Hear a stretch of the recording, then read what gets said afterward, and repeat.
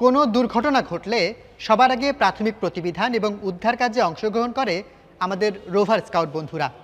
এই জন্য তাদেরকে জানতে হয় প্রাথমিক প্রতিবিধানের বিভিন্ন বিষয় সম্পর্কে। এবারে দেখে নেব প্রাথমিক প্রতিবিধানের কিছু অংশ।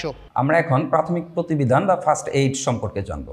প্রাথমিক প্রতিবিধান বা ফার্স্ট এইড হচ্ছে আহত ব্যক্তিকে ডাক্তার বা হাসপাতালে নেওয়ার পূর্বে প্রাথমিক যে সাহায্য বা সেবাটা দেওয়া হয়।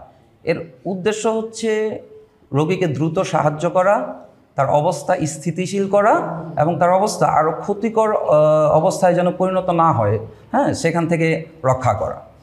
তো প্রাথমিক চিকিৎসা দিয়ে আমরা বা প্রাথমিক প্রতিবিধান বা ফার্স্ট এইড দিয়ে আমরা একজন রোগীর অবস্থা স্থিতিশীল করে তুলতে পারি, তাকে আশ্বাস ভরসা দিয়ে তার মধ্যে সাহস যোগাতে পারি।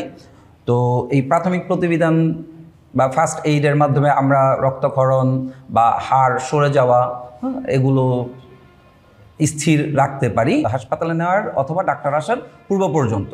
সাধারণত রক্তপাত বা হাড় স্থির রাখার জন্য আমরা ব্যান্ডেজ ব্যবহার করে থাকি। সাধারণত ব্যান্ডেজ দু ধরনের হয়ে থাকে, একটি হচ্ছে রোলার ব্যান্ডেজ এবং আরেকটি হচ্ছে ত্রিকোণাকার ব্যান্ডেজ। এখন আমরা দেখব ত্রিকোণাকার ব্যান্ডেজের ব্যবহার। অর্ক, তুমি দেখিয়ে দাও ত্রিকোণাকার ব্যান্ডেজের ব্যবহার।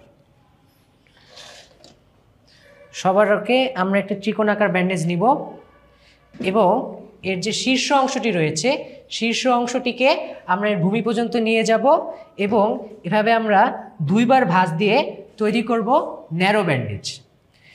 এরপরে আমরা ন্যারো ব্যান্ডেজটিকে ভাঁজ দিয়ে তৈরি করব একটি প্যাড। প্যাডটি অবশ্যই জীবাণুমুক্ত হতে হবে এবং আমরা এটি রোগীর ক্ষতস্থানে বসিয়ে ক্ষতস্থানটিকে সুরক্ষিত করব যাতে ক্ষতস্থানে জীবাণু না ঢুকতে পারে। এখন আমরা দেখব একজন চোয়ালে আঘাতপ্রাপ্ত ব্যক্তিকে জ ব্যান্ডেজ করা। অর্ক, শুরু করো। প্রথমে আমি ফাহাদকে বলছি বসে নেওয়ার জন্য।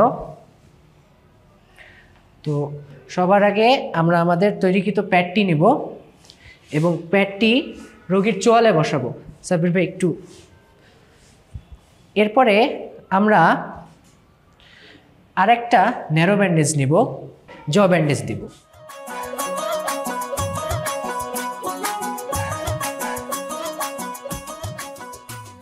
এবং ব্যান্ডেজের শেষে আমরা ডাক্তারি গেরো ব্যবহার করে ব্যান্ডেজটিকে সিকিউর করব। এভাবে আমরা প্রাথমিক প্রতিবিধান বা ফার্স্ট এইড দিয়ে একজন রোগীর জীবন দ্রুত রক্ষা করতে পারি।